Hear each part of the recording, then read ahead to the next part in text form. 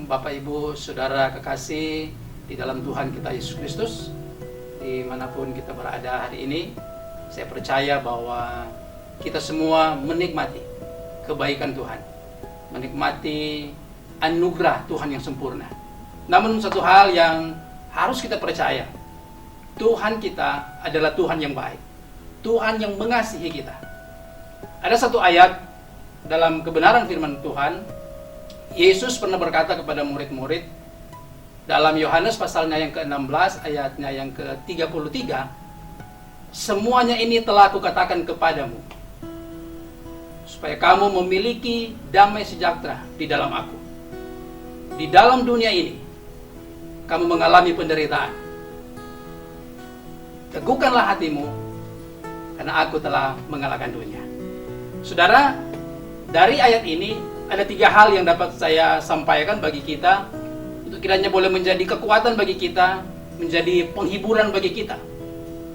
Pergumulan yang sementara terjadi dalam kehidupan kita, apapun itu.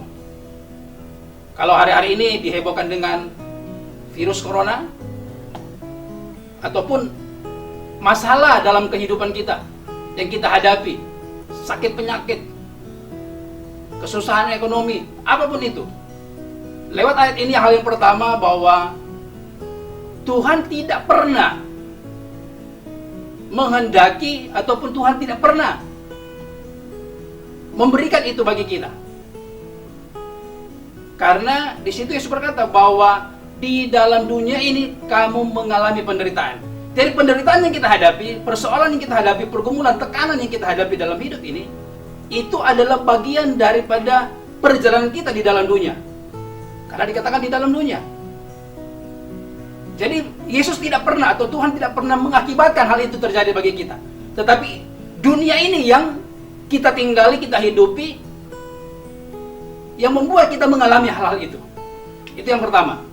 Jadi jangan pernah kita berpikir bahwa keadaan yang buruk yang terjadi, persoalan, penderitaan, tekanan, kesusahan, apalagi saat ini bicara tentang wabah COVID-19 itu bukan dari Tuhan, bukan hukuman dari Tuhan. Jadi jangan pernah kita berkata bahwa Tuhan sedang menghukum karena dosa, karena kesalahan manusia yang telah begitu besar.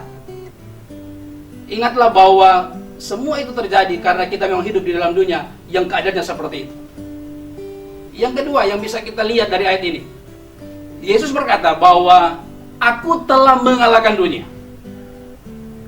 Jadi yang kedua yang kita bisa lihat dari ayat ini, walaupun kita menghadapi persoalan dalam hidup ini, kita menghadapi pergumulan, tekanan, kita bisa menderita, tetapi ada satu jaminan bahwa Yesus berkata, aku telah mengalahkan dunia. Ada jaminan kemenangan di dalamnya.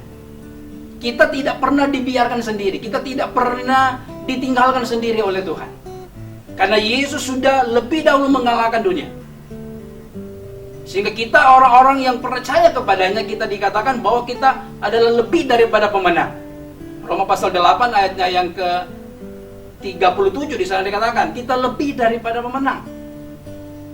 Jadi ingatlah bahwa yang pertama, keadaan sulit, kesukaran, penderitaan, tekanan tidak pernah disebabkan oleh Tuhan. Karena yang Tuhan inginkan dalam hidup kita adalah hal-hal yang baik.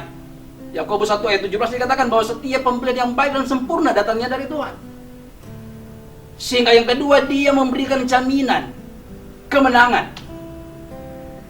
Dan yang ketiga dari ayat ini yang dapat kita pelajari bahwa ada satu himbauan daripada Yesus. Ketika kita diperhadapkan dengan kesulitan hidup ini, diperhadapkan dengan kesukaran, dengan pergumulan kehidupan kita, Yesus berkata di sana, teguhkanlah hatimu.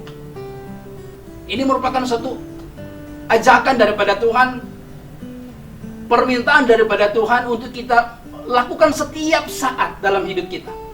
Karena dalam bahasa aslinya dia menggunakan satu kata kerja yang secara terus-menerus dilakukan, yang harus dilakukan oleh kita.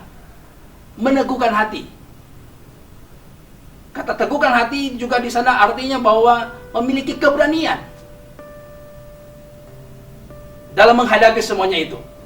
Jadi itu hal yang ketiga dari ayat ini. Yesus berkata, teguhkanlah hatimu. Beranilah menghadapi hal-hal itu. Kenapa kita berani? Karena Yesus telah mengalahkan dunia. Nah, bagaimana kita dapat meneguhkan hati kita dalam menghadapi hal-hal yang sulit itu, menghadapi keadaan yang sedang terjadi sekarang ini? Yang pertama, jangan taruh energi kita, jangan taruh fokus kita kepada keadaan yang sementara terjadi. Yang kedua adalah kita harus senantiasa memperkatakan apa yang kita percayai, untuk supaya benar-benar terjadi dalam hidup kita. Seperti Paulus pernah berkata bahwa aku percaya sebab itu aku berkata-kata. Jadi untuk meneguhkan hati, untuk tetap teguh hati kita dalam menghadapi kesulitan hidup, menghadapi keadaan yang sementara terjadi di sekitar kita, apapun keadaan yang sementara kita hadapi, mulailah memperkatakan apa yang kau percayai.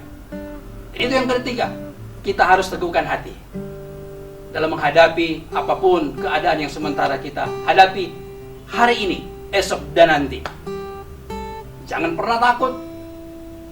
Percayalah bahwa Tuhan selalu ada bersama dengan kita. Percayalah bahwa jaminan kemenangan menghadapi setiap persoalan hidupmu telah ada di dalam hidupmu, karena Yesus telah melakukannya dan tinggal di dalam. Haleluya, Tuhan memberkati.